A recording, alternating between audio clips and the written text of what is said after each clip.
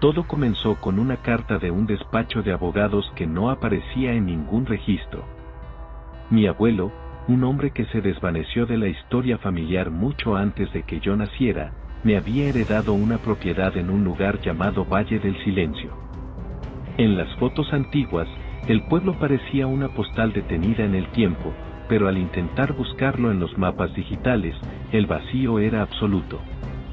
No había coordenadas, ni rutas, ni imágenes satelitales. Guiado solo por las confusas instrucciones escritas a mano en el reverso de la carta, emprendí un viaje hacia la Sierra Profunda, sintiendo que con cada kilómetro que avanzaba, el mundo moderno se quedaba atrás, reemplazado por una neblina tan densa que parecía ocultar secretos ancestrales. Sentía que el bosque me observaba, como si los árboles antiguos recordaran el nombre de mi familia y susurraran advertencias. Al cruzar el umbral de la montaña, el GPS de mi auto se volvió loco.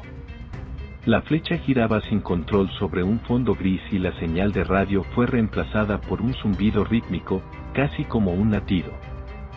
Fue entonces cuando lo vi, un pueblo de piedra y teja que parecía brotar de la misma roca del cañón.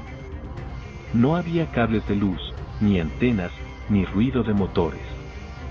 Al bajar del auto, el aire se sentía diferente, más pesado, con un persistente aroma a ozono y tierra vieja. Caminé por las calles empedradas bajo una luz de atardecer que no parecía moverse, y fue entonces cuando noté el detalle más inquietante: en cada ventana, desde la casa más humilde hasta la iglesia, descansaba un reloj de arena gigante, brillando con una luz ámbar que palpitaba al ritmo de mi propio corazón. Era un brillo hipnótico que quemaba mis pupilas, sugiriendo que la vida allí dentro estaba encadenada a ese polvo dorado. La mansión de mi abuelo era la estructura más alta del pueblo, una construcción colonial que exhalaba melancolía. Al abrir la puerta con la pesada llave de latón, el chirrido de las bisagras resonó en toda la calle desierta. El interior estaba impecable, como si alguien hubiera estado limpiando el polvo durante décadas esperando mi llegada. Pero en el centro del salón principal, dominando el espacio, se encontraba un reloj de arena de 3 metros de altura, tallado en una madera oscura que parecía retorcerse bajo la mirada. La arena en su interior no era dorada, sino de un gris cenizo, y caía con un sonido metálico, constante, recordándome que desde que puse un pie en ese suelo, mi tiempo ya no me pertenecía por completo. Cada grano golpeando el cristal resonaba como una sentencia de muerte, vibrando en mis huesos con una fuerza oscura e implacable. Decidí salir a explorar antes de que la extraña luz ámbar se apagara. El pueblo no estaba vacío, pero los habitantes se movían con una lentitud ceremonial. Vi a hombres jóvenes con manos que temblaban como las de un anciano, y a mujeres de cabellos blancos pero con rostros de porcelana sin una sola arruga. Nadie me hablaba, sus ojos, de un color ámbar idéntico al de los relojes, me seguían con una mezcla de lástima y expectación. Noté que nadie cruzaba los umbrales de sus casas y la arena de sus relojes estaba bajando con rapidez. Era como si vivieran bajo una ley invisible dictada por el cristal y el polvo, una coreografía macabra donde cada segundo era una moneda de cambio que temían perder. Sus bocas permanecían selladas, pero sus miradas gritaban sobre el precio terrible que pagaban por su eterna e innatural juventud. Cerca de la plaza central, una mujer cubierta por un rebozo negro me detuvo, sujetando mi brazo con una fuerza sorprendente para su apariencia frágil. Sus dedos se sentían fríos como el mármol. Me susurró al oído palabras que me helaron la sangre: no has venido a heredar una casa, muchacho, has venido a heredar una deuda.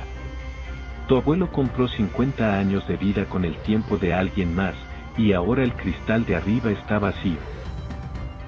Antes de que pudiera pedir una explicación, la mujer se desvaneció en un callejón, dejándome con la mirada fija en el gran reloj de la iglesia, cuya arena caía ahora a una velocidad frenética, tiñendo el cielo de un tono violáceo que presagiaba el fin de algo más que el día. Un pavor gélido recorrió mi espalda mientras comprendía que los pecados de mis ancestros estaban a punto de devorarme vivo, transformando mi herencia en una trampa mortal diseñada para atrapar mi propia existencia en este limbo maldito. Impulsado por un miedo instintivo, regresé a la casona y busqué la entrada al sótano que la anciana había sugerido con su mirada. Bajé por unas escaleras de piedra que olían a humedad y a siglos de encierro.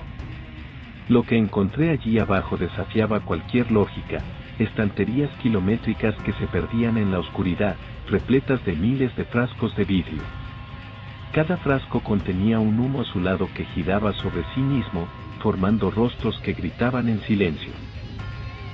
Al acercarme a uno, leí la etiqueta. Contenía el nombre de un hombre que había muerto 100 años atrás. Entendí entonces el secreto del Valle del Silencio.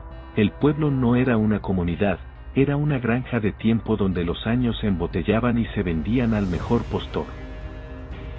Era una biblioteca del robo existencial, un almacén lúgubre donde la esperanza humana se transformaba en mera estática dentro del cristal, alimentando la inmortalidad de aquellos que habían olvidado el significado de la muerte natural.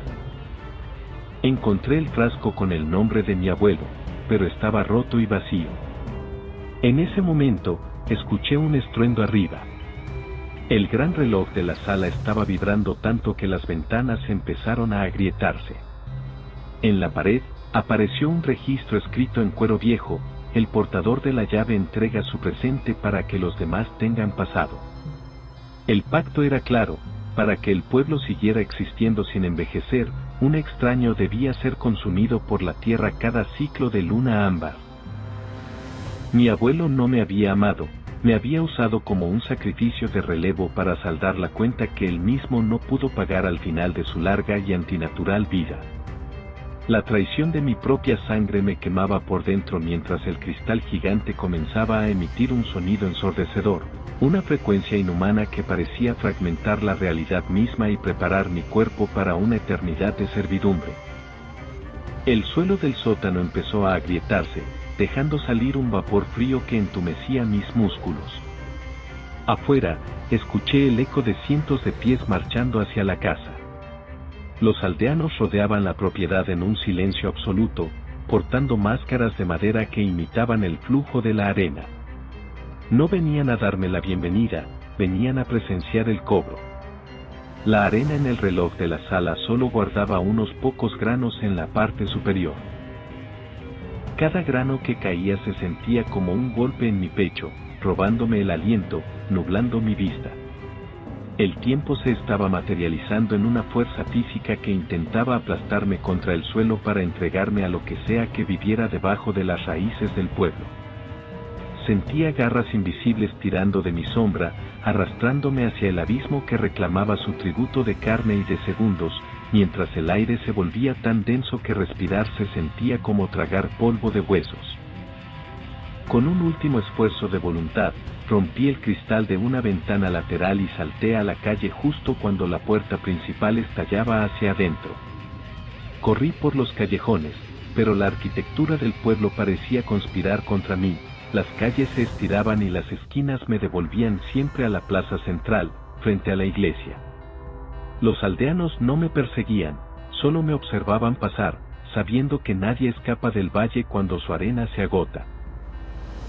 Sin embargo, en un arranque de desesperación, recordé el frasco de mi abuelo. Lo saqué de mi bolsillo y lo estrellé contra el suelo de la plaza.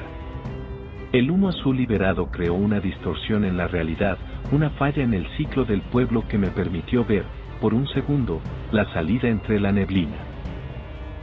Aproveché esa fractura del destino y corrí como si mis pulmones fueran a estallar, ignorando los lamentos de los muertos que susurraban mi nombre desde las sombras de los edificios antiguos que parecían cerrarse sobre mí.